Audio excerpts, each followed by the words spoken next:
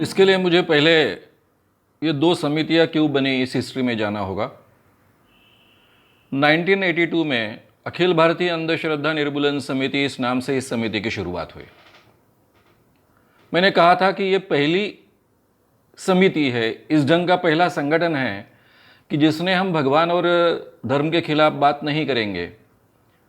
हम धर्म और भगवान के खिलाफ नहीं है, लेकिन धर्म और भगवान के नाम पर जो आम आदमी का जो शोषण होता है, भगवान और धर्म के कारण जो आम आदमी का शोषण होता है, उसके खिलाफ हमारा संगठन काम करेगा और उस शोषण से आम आदमी को बचाएगा। यह भूमिका लेकर हमने इस काम की शुरुआत की। यह दुनिया का इस ढंग का पहला संगठन है। इसके पहले जो भी संगठन इस क्षेत्र में काम करते थे, चाहे वो रैशनलिस्ट एसोसिएशन हो, चाहे मानवीय नास्तिक मंच हो, ये सभी संगठन मानते थे कि अंधश्रद्धा या फिर अंधविश्वास ये धर्म और भगवान की कल्पना के कारण निर्माण हुआ है। हालांकि अंधविश्वास का मूल ही धर्म और भगवान है, और जब तक हम धर्म पर और भगवान पर अटैक नहीं करेंगे, उनको समूल निकाल कर नहीं फेंकेंगे, तब तक कभी भी अंधविश्वास दूर नहीं हो सकते। ऐसी मान्यता रखने वाले ये संगठन थे। मैं शुरुआत में इस संगठन से जुड़ा हुआ था। महाराष्ट्र में जो काम संतों ने किया है, संत ज्ञानेश्वर जी से लेकर संत नामदेव जी है, संत ज्ञानेश्वर जी है, संत तुकाराम जी है, संत एकनाथ जी है, गाडगे महाराज है, टुकड़ो जी महाराज है, ये जो वारकरी संप्रदाय की संतों की परंपरा रही है, जिन्होंने बहुत बड़ा काम महाराष्ट्र में किया, अंधश्रद्धा दूर करने का काम किया, लोगों की भगवान की कल्पनाएं सुधारने का काम किया, उनमें से अलग अलग ढंग के जातिगत अंधविश्वास भी कम करने का काम किया। यहाँ भारत में जो जाति व्यवस्था है, वर्ण व्यवस्था है, उसके जो परिणाम होते थे, बहुत बुरे परिणाम थे, उन परिणामों को कम करने का, यानी उसके दुष्परिणाम कम करने का प्रयास किया। इंसान को इंसान कर एक सम्मान देने का प्रयास किया। ये जो काम इन संतों ने किया है, उस ढंग से अपन ने ये काम करना चाहिए, ऐसा मेरे दिमाग में आया, और उसी ढंग से बहुत अच्छे ढंग से काम हो सकता है, ये मैंने माना, और इसलिए ये भूमिका लेकर इस काम की इस ढंग से शुरुआत हुई। पहले 5-7 ये काम चलता रहा। तब तक मैं काफ़ी इर्द गिर्द के प्रांतों में भी काम करता था। गुजरात के काफ़ी दौरे हो चुके थे, गोवा में काम की शुरुआत हो चुकी थी, मध्य प्रदेश में काफ़ी बार मैं जा रहा था, उत्तर प्रदेश के कुछ हिस्से में भी गया था, और मेरे ध्यान में आया कि महाराष्ट्र में ये काम करना शायद इन बाकी प्रांतों की काम की तुलना से ज़्यादा आसान है। इन प्रांतों में काम करना बहुत ही डिफ़िकल्ट है।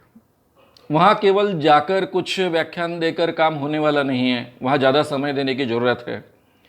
ये ध्यान में आने के बाद मेरे दिमाग में चल रहा था कि महाराष्ट्र में और कुछ लोगों को इस काम में जोड़ ले। अभी प्रमुखता से पूरे महाराष्ट्र में मैं घूमता था, ये काम करता था, काफ़ी नए नए कार्यकर्ता इस काम में शरीक होते थे। काफ़ी जिन लोगों को महाराष्ट्र में विद्वान माना जाता है, ऐसे लोग भी इस काम के साथ जुड़े थे, लेकिन वो ज़्यादा समय नहीं दे पाते थे। और वैसे भी महाराष्ट्र के स्ट्रक्चर में एक इस ढंग का वातावरण था कि मैं नागपुर से काम करता था, विदर्भ का था, पूना बम्बई का अगर कोई इस काम में बड़ा आदमी शरीक हो जाए, या फिर कोई एक बड़े पैमाने पर इस काम में शरीक होने वाली व्यक्ति मिल जाए, तो ज़्यादा अच्छे ढंग से इस काम को हम खड़ा कर पाएंगे, ऐसा मुझे लगता था। इसलिए हमने अलग अलग स्टेट्स की अलग अलग बॉडीज़ फॉर्म करना शुरू की। महाराष्ट्र की बॉडी फॉर्म करते वक्त, महाराष्ट्र का संगठन अलग ढंग से खड़े करते वक्त, महाराष्ट्र के अध्यक्ष कर मुकुंदराव जी किर्लोस्कर, जो किर्लोस्कर के संपादक थे, उनको मैंने रिक्वेस्ट की। वो हमेशा मुझे काम में बहुत मदद करते थे। उन्होंने मान्य किया कि ठीक है, अगर मेरे कारण तुम्हारे काम को मदद मिलती है तो मैं अध्यक्ष होने के लिए तैयार हूँ। बाबा आड़ाव जी हमारे मार्गदर्शक थे, काफ़ी सालों से उनके साथ मैं जुड़ा हुआ था, उनके साथ बातचीत हो रही थी। तब उन्होंने मुझे डॉक्टर नरेंद्र दाभोलकर जी का नाम सुझाया। उन्होंने कहा कि शायद दाभोलकर जी इस विषय पर कुछ लिखना भी चाह रहे हैं, उनका कुछ इस क्षेत्र में लिखने के लिए कुछ प्रयास चल रहा है, उनको इस काम में रुचि है, ऐसा मुझे लगता है। तो क्यों ऐसा नहीं करते हो कि तुम उनसे बात करते हो और उनको इस काम के साथ में आप जोड़ लो। तब डॉक्टर नरेंद्र दाभोलकर इनके बारे में मैं कुछ भी नहीं जानता था। तब मुझे बाबा आढाव जी ने कहा कि डॉक्टर नरेंद्र दाभोलकर जो है, जो तुम्हारे मित्र है, कुमार सप्तर्षि है, अनिल अवचट है, डॉक्टर अनिल अवचट है, डॉक्टर अरुण लिमये थे, इन सबके साथ में यूक्रेन में काम करने वाले वे भी एक थे, डॉक्टर नरेंद्र दाभोलकर।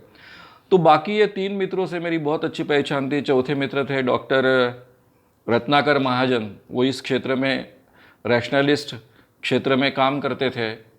इन सबके वो मित्र है ये मुझे पता चला, तो मुझे लगा कि चलो जिन लोगों को मैं जानता हूँ उन्हीं के साथ में काम करने वाले ये मित्र है, इनसे बात करने के लिए कोई हर्ज नहीं, अपन ने इनसे बात करनी चाहिए। डॉक्टर रूपा कुलकर्णी हमारे साथ काम करते थे, हम दोनों उनको मिलने के लिए उनके घर में सातारा में गए।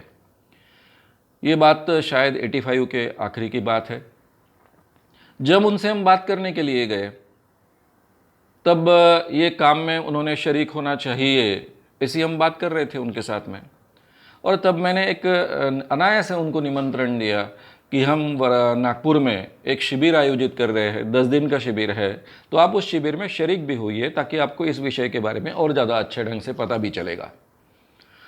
उनका पहला सवाल ऐसा था कि 10 दिन का शिविर, अंधश्रद्धा निर्मूलन ये विषय ज़्यादा से ज़्यादा 3 घंटे के एक व्याख्यान का, ज़्यादा से ज़्यादा 1 दिन का शिविर इस विषय पर हो सकता है, ये 10 दिन का शिविर कैसा हो सकता है। अब मेरी तो उनके साथ ज़्यादा पहचान नहीं थी, परिचय नहीं था, मैं उनको बहुत जानता नहीं था, वो भी मुझे बिल्कुल जानते नहीं थे। ऐसी अवस्था में लेकिन डॉक्टर रूपा कुलकर्णी और वो एक दूसरे को अच्छे ढंग से जानते थे। तो डॉक्टर रूपा कुलकर्णी ने उनको समझाया कि नहीं ऐसी बात नहीं है। हम 10 दिन का जब टाइम टेबल तैयार कर रहे थे तो हमारे ध्यान में आया था कि 10 दिन में भी ये विषय पूरे नहीं होंगे, जबकि हर दिन 9 घंटे ये शिविर चलने वाला है। इतना व्यापक ये विषय है। हम लोग बड़े पैमाने पर इस विषय के क्षेत्र में लड़ाई कर रहे हैं। बौद्धिक क्षेत्र में बहुत लड़ाइयाँ हो रही है, तत्वज्ञान के क्षेत्र में बार बार कुछ चीज़ें हमको रखनी पड़ती है, साइकोलॉजी के क्षेत्र में रखनी पड़ती है। इस क्षेत्र के जो विद्वान हैं उनके साथ में काफ़ी बहस होते आई है और ये बहुत बड़ा व्यापक विषय ये हमारे ध्यान में आया, इसीलिए इतना बड़ा शिविर अपन 10 दिन का रख रहे हैं। शायद वो थोड़े बहुत कन्विंस तो नहीं हुए, वो बोले इतने दिन तो मैं आ ही नहीं सकता, लेकिन कुछ दिन आने का मैं प्रयास करूँगा। और मैंने जब कहा उनको कि आपको इस क्षेत्र में हमारे साथ काम करना है तो आप महाराष्ट्र के कार्याध्यक्ष कर आइए, अध्यक्ष मुकुंदराव जी किर्लोस्कर है। बोले ठीक है, मुझे ये मंजूर है, मैं आऊँगा। और फिर वो शिविर को 5 दिन के लिए आए थे। जब वो 5 दिन के शिविर को आए और वहाँ बैठे तब उनके ध्यान में आया कि ये विषय कितना व्यापक है, कितने बड़े पैमाने पर इस विषय को एक्सप्लोर करने की, इस विषय का अभ्यास करने की, स्टडी करने की ज़रूरत है, ये उनके ध्यान में आया। लेकिन उन दिनों इमीडिएटली वो हमारे साथ नहीं जुड़ सके, क्योंकि लग्नाची बेड़ी करके सामाजिक कृतना निधि इकट्ठा करने के लिए वो एक नाटक, मराठी नाटक है लग्नाची बेड़ी, उसका आयोजन पूरे महाराष्ट्र में कर रहे थे, इसलिए उनके पास उतना समय नहीं था। 87 में वो मेरे संगठन में जुड़ गए, महाराष्ट्र के कार्याध्यक्ष कर हमारे अलग अलग स्टेट में जो संगठन थे उसमें महाराष्ट्र का स्वतंत्र संगठन, उसके कार्याध्यक्ष मुकुंदराव जी किर्लोस्कर अध्यक्ष, और मैं अखिल भारतीय अंधश्रद्धा निर्मूलन समिति का संगठक, जो सब पूरे देश में ये सब ऑर्गेनाइज कर रहा था। वो जुड़ने के बाद में 2 साल उन्होंने मेरे साथ काम किया। 1987 में ही लोनावाड़ा में एक शिविर था। उस शिविर में, हालांकि अभी हमको 5 साल हो गए थे इस क्षेत्र में काम करते वक्त, हमने ये शिविर जो रखा था, जो सक्रिय कार्यकर्ता है, जो गए 4-5 सालों से इस क्षेत्र में काम कर रहे हैं और गहनता से काम कर रहे हैं, ऐसे ही कार्यकर्ताओं का ये शिविर था। उस शिविर में करीबन 65 लोग थे। उनके सामने डॉक्टर नरेंद्र दाभोलकर जी ने ये मुद्दा रखा। शुरुआत उन्होंने ऐसे की कि हम ये जो भूमिका लेते हैं कि हमारा भगवान के खिलाफ हम नहीं हैं, धर्म के खिलाफ हम नहीं हैं, उसके खिलाफ हम नहीं बोलेंगे, लेकिन शोषण करने वाले इनके नाम पर जो लोग हैं उनके विरुद्ध हमारा यह संगठन है, ये भूमिका ही गलत है। ऐसी शुरुआत उन्होंने की, क्योंकि सभी अंधविश्वास का मूल ये भगवान की कल्पना और धर्म की कल्पना है। इसलिए जब तक हम धर्म और भगवान पर अटैक नहीं करेंगे और उनको ख़त्म नहीं करेंगे तब तक अंधविश्वास दूर नहीं हो सकता है। अब मेरे लिए गए 5 सालों से ये लड़ाइयाँ चल रही थी। मैंने सोचा कि चलो इतने एक्टिव कार्यकर्ता है, गए 4-5 सालों से अपने साथ काम कर रहे हैं, इसको ओपन चर्चा के लिए छोड़ देना चाहिए और फिर हमने वो विषय ओपन चर्चा के लिए रख दिया। सब अपनी बात कह रहे थे। हालांकि मैं शुरुआत में कह सकता था कि ये संगठन ही ये मानकर ये भूमिका लेकर काम कर रहा है, तो जिनको ये सब मान्य होगी ये भूमिका वो रहेंगे, नहीं होगी नहीं रहेंगे, ऐसा भी मैं कह सकता था। लेकिन मैंने ऐसा नहीं माना। मैं हमेशा लोकतांत्रिक तरीके अपने संगठन में बहुत अच्छे ढंग से अमल में लाने का प्रयास करते रहता हूँ, तो उसी का एक हिस्सा था। ये जो 65 लोग थे उनमें से 63 लोगों ने अपनी बात इस ढंग से रखी कि उन्होंने कहा कि हम पहले से किसी संगठन से जुड़े हुए नहीं थे, हम पहली बार कोई सामाजिक काम में आए। अगर मानव साहब ने शुरुआती धर्म और भगवान पर अटैक करने के साथ की होती तो अब कभी उनका भाषण भी हम सुनने को नहीं आते और इस काम से भी हम जुड़ नहीं जाते। वो कहते थे कि मेरा धर्म और भगवान के खिलाफ ये काम नहीं है, मेरा विरोध नहीं है, उसके शोषण, उसके कारण जो शोषण होता है उसके खिलाफ ये काम है, इसीलिए हम इस काम के साथ जुड़े, इसीलिए इतने बड़े पैमाने पर लोग जुड़ रहे हैं। और एक बार इस संगठन में आने के बाद धीरे धीरे आदमी जो विचार करने लगता है, उसकी वैचारिक क्षमता बढ़ने लगती है, उसकी तार्किक बुद्धि उपयोग में लाना वो शुरू करता है, तो अपने आप वो बदलते जाता है और जो आवश्यक बदल है आगे चलकर उसके जीवन में हो जाते हैं। इसलिए हमारा कहना ऐसा है कि ये भूमिका है वो सबसे बढ़िया भूमिका है और इसी कारण ये संगठन का काम इतने बड़े पैमाने पर सब जगह बढ़ रहा है और बड़े पैमाने पर लोगों के काम में जुड़ना और उसके साथ में सक्सेस प्राप्त होना, ये सब प्रोसेस हो रही है।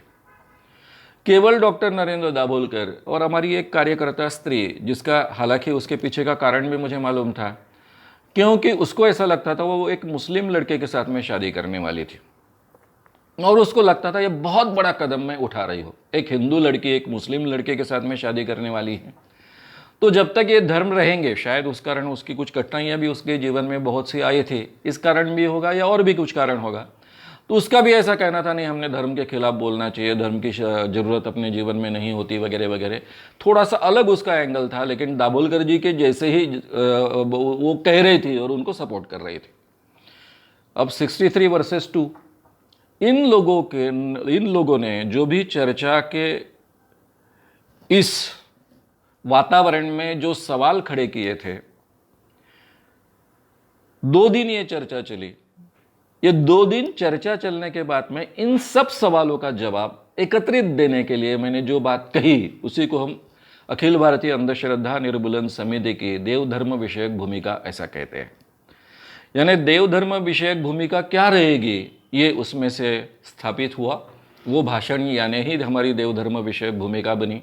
और उसके बाद में डॉक्टर नरेंद्र दाभोलकर जी ने जब सबको सुना तो शायद उन्होंने ये मान लिया कि यही भूमिका लेकर हमको आगे चलना पड़ेगा। आगे 2 साल तक वो मेरे साथ काम करते रहे। हालांकि सब संगठन मेरे कारण इसमें सब कार्यकर्ता बने थे, मेरा शब्द संगठन में अंतिम रहता था। इस कारण होगा और किसी कारणवश होगा, उनको ऐसा लगा कि मैंने स्वतंत्र काम करना चाहिए, इसलिए 89 के आखिरी में वो मेरे संगठन से अलग हो गए। 90 में उन्होंने महाराष्ट्र अंधश्रद्धा निर्मूलन समिति नाम का संगठन शुरू किया। जब उनका अलग होना तय हुआ तब मैंने बहुत प्रयास किया उनको समझाने का कि अभी ये 7 सालों से 8 सालों से जो काम चल रहा है पूरे महाराष्ट्र में और आजू बाजू के प्रांतों में, ये काम के जरिए आज तक कई हजारों बाबाओं को, तांत्रिकों को, मांत्रिकों को हम लोगों ने एक्सपोज किया है। गांव-गांव में लोगों को एक्सपोज किया है। हमारा एक लोगों के दिल में बहुत बड़ा डर है, उनको मालूम है कि बहुत ही हम एग्रेसिव लोग हैं, अगर हमारे किसी कार्यकर्ता को कोई हाथ भी लगाएगा तो हम सहन नहीं करेंगे। और इस कारण गांव-गांव के जो लोग इजीली हमारे कार्यकर्ता को उस गांव में मारा जा सकता है, वो मारने की हिम्मत नहीं करते। ये वातावरण 9 साल तक मेंटेन करने में हम बहुत अच्छे ढंग से सक्सेस हो चुके हैं। इस ढंग से एग्रेसिवली काम करने की अपनी पद्धति नहीं है। आप ना ही हमारे जैसा एग्रेसिवली काम कर सकते हो। तो कृपया आपको अगर अंधविश्वास के क्षेत्र में ही काम करना है तो अंधश्रद्धा निर्मूलन समिति ये नाम मत लीजिए। अखिल भारतीय अंधश्रद्धा निर्मूलन समिति रजिस्टर्ड बॉडी है। 2 साल आप इस बॉडी के साथ में काम करते आए हो। आपको अगर काम करना ही है तो आप सामाजिक क्षेत्र के जो भी अलग अलग विचारधारा है उसमें सोशलिस्ट विचारधारा के आप हो। सोशलिस्ट विचारधारा के काफ़ी संगठन हैं, राष्ट्र सेवा दल है, छात्र भारती भी है, अलग अलग संगठन हैं। आप उनमें से किसी संगठन के नाम लेकर काम कीजिए या फिर एक स्वतंत्र संगठन का नाम लीजिए, लेकिन अंधश्रद्धा निर्मूलन समिति नाम ले गए तो नेचुरली हमारे काम में और तुम्हारे काम में हमेशा कुछ दिक्कतें पैदा होते रहेगी। तो ऐसा आप कृपया मत कीजिए। 90 तक पूरे महाराष्ट्र के जो 26 डिस्ट्रिक्ट थे उसमें से 21 डिस्ट्रिक्ट में काम खड़ा हो चुका था। गांव-गांव जाकर मैंने काम खड़ा किया था। पूरे महाराष्ट्र में क्रेडिबिलिटी एस्टेब्लिश हो चुके थे।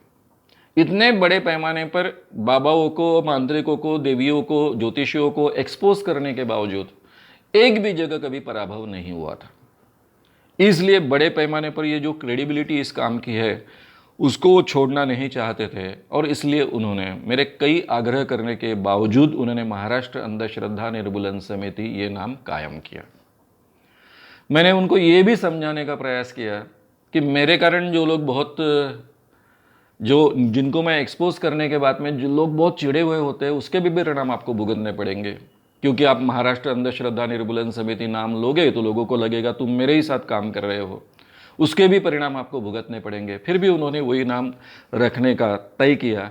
उसका परिणाम ऐसा हुआ, आगे चलकर दाभोलकर जी के जो कार्यकर्ता थे उनमें से काफ़ी कार्यकर्ताओं ने जगह जगह मार खाया।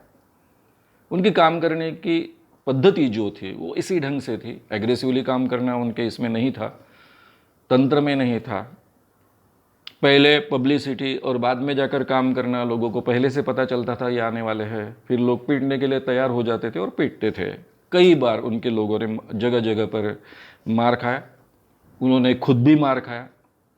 उस कारण हमारे काम में काफ़ी दिक्कतें आई, लेकिन 90 से 2 संगठन महाराष्ट्र में काम करते रहे। मेरे सामने सबसे बड़ी दिक्कत ये थी कि 9 सालों में इतनी मेहनत कर जो संगठन मैंने खड़ा किया है, महाराष्ट्र के छोटे छोटे गांव तक पहुंचाने का प्रयास किया है, वे संगठन के अभी 2 हिस्से हो गए। कुछ लोग उनके साथ काम करने के लिए तैयार हो गए, कुछ लोग मेरे साथ काम करने के लिए तैयार हुए। ये संगठन पूरी तरह खड़ा करते वक्त मैंने कभी ये विचार नहीं किया था कि ये सामाजिक क्षेत्र में विचार करने वाले लोग हैं, इनमें ये सोशलिस्ट है, ये कम्युनिस्ट है, ये अमुक है, ये तमुक है, ऐसा कभी विचार नहीं किया। जो भी सामने एक्टिव कार्यकर्ता दिखता था उन पर हम जिम्मेदारी दे देते थे। अब ऐसा हुआ था कि काफ़ी जिलों में, डिस्ट्रिक्ट्स में जो समाजवादी अपने आप को कहने वाले लोग थे उनको की पोस्ट पर लिया गया था। उन लोगों ने स्वाभाविकता से ही दाभोलकर जी को चुना, क्योंकि उनको वो ज़्यादा नज़दीक के लगते थे। नेचुरली संगठन के 2 हिस्से हो गए। मेरा फिर इस काम में से मन उचट गया। मैंने फिर ऐसा तय किया कि ठीक है भाई, अभी संगठन 2 हो गए हैं, इतने मेहनत से अपन काम कर रहे थे, पहले जैसा तो काम करना नहीं चाहते, लेकिन मेरे जो कार्यकर्ता बचे हुए थे उनका आग्रह था कि उनको काम करना ही है। ठीक है, जिन लोगों को अखिल भारतीय अंधश्रद्धा निर्मूलन समिति के नाम से काम करना है उनको मैं मदद करूंगा, और फिर खुद होकर कुछ ज़्यादा नहीं करूंगा। मेरी भी आर्थिक समस्याएं काफ़ी खड़ी हो गई थी। फिर मेरा ध्यान मैंने ज़्यादातर अपने आर्थिक समस्या का भी निराकरण हो और दूसरी तरफ अच्छे दूसरे काम में भी अपने आप को लगा ले, इसलिए मैंने पर्सनालिटी डेवलपमेंट के क्षेत्र में ज़्यादा ध्यान देना शुरू किया। 91 में मैं मुंबई शिफ्ट हुआ, तब तक मैं नागपुर में था, और 91 में मुंबई शिफ्ट होने के बाद वहाँ पर्सनालिटी डेवलपमेंट के मेरे व्यावसायिक कोर्सेस मैंने शुरू किए, जिसके जरिए मैं आर्थिक कमाई करते गया। जो कर्जा मुझ पर हुआ था इतने सालों से, 9 सालों से मैं फुल टाइम काम कर रहा हूँ, उसमें काफ़ी लोगों से पैसे उधार लिए थे, वो पैसे भी मैं वापस कर पाया, अपने आप को एस्टेब्लिश कर पाया। ना मेरे पास घर था, ना मेरे पास कोई गाड़ी थी, ना कार थी, ना कुछ थे, कपड़े भी ठीक ढंग से पहनने को नहीं। उन सब चीज़ों से मैं बाहर आ पाया। लेकिन अंधविश्वास का काम जो रात दिन मैं करता था, उस कारण पूरा एक बहुत बड़ा माहौल जो खड़ा हो चुका था पूरे महाराष्ट्र में 3-4 प्रांतों में, वो माहौल फिर डेफिनेटली कम हो गया। जो कार्यकर्ता मेरे साथ काम करना चाहते थे वो अपने आप काम करते गए, उनको मैं मदद करते गया। ऐसा आगे का हमारा पूरा प्रवास चलता गया। अब ये दोनों के काम में फ़र्क क्या है, ये कहना बहुत बड़ी समस्या है मेरे सामने, क्योंकि ये 2 संगठन बने, इसमें कोई तात्विक मतभेद नहीं थे। सबसे बड़ा तात्विक मतभेद था कि अंधविश्वास का मूल, अंधविश्वास का रूट धर्म और भगवान है। ये दाभोलकर जी का कहना था। मेरा कहना था कि धर्म और भगवान ये चीज़ को इतना महत्व देने की ज़रूरत नहीं, उसके खिलाफ बात करने की ज़रूरत नहीं। आप सीधा सीधा विवेकवादी विचार लोगों के सामने रखो, रीजनिंग लोगों को सिखाओ, लोग बराबर बदलते जाएंगे। ये दो मूल अलग अलग विचारधारा थे। लेकिन जब उन्होंने 90 में महाराष्ट्र अंधश्रद्धा निर्मूलन समिति शुरू की तो उन्होंने भी ये कहना शुरू किया कि आमचा देवा धर्माला विरोध नाही, हम भगवान और धर्म के खिलाफ नहीं हैं। यानी भूमिका तो उन्होंने मेरी ही उठाई, मेरे ही संगठन की उठाई, काम करते गए, लेकिन ये भूमिका उनको अंदर से मान्य नहीं थी। केवल स्ट्रैटेजी करके इसके कुछ फायदे मिलते हैं इसलिए उन्होंने स्वीकारी थी, इसलिए वो बीच बीच में धर्म की चिकित्सा होनी चाहिए, धर्म की चिकित्सा होनी चाहिए ऐसा कहते थे। ना वो इस भूमिका के साथ में ठीक ढंग से जुड़ पाए, ना ये भूमिका ताकत से लोगों के सामने ले जा पाए, और ना ही पूरी तरह से धर्म और भगवान के खिलाफ बात कर पाए। ऐसा कुछ तो भी एक अधूरा काम उन्होंने किया। और शायद इसी कारण, क्योंकि जिस काम में आप पूरी तरह से अपने आप को कन्विंस नहीं कर पाते हो तो लोगों के सामने भी उस ढंग से कन्विंसिंगली आप नहीं पहुंचते हो, तो ऐसा आधू अधूरी भूमिका लोगों के सामने जाते रही।